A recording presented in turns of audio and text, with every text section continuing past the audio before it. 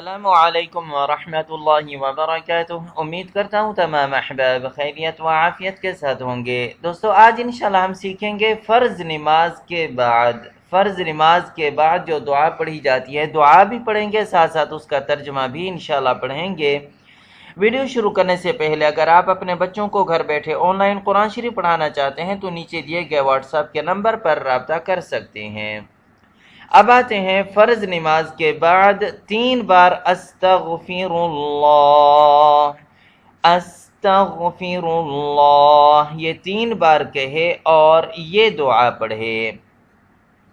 اللہم انت السلام ومنک السلام، اللہم انت السلام ومنک السلام، تبارکت یا ذا الجلال والاکرام، تبارکت یا ذا الجلال والاکرام۔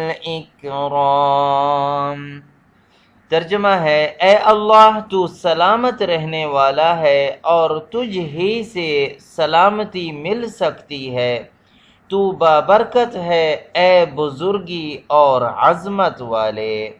یہ حدیث شریف نسائی اور حدیث نمبر 1753 میں موجود ہے۔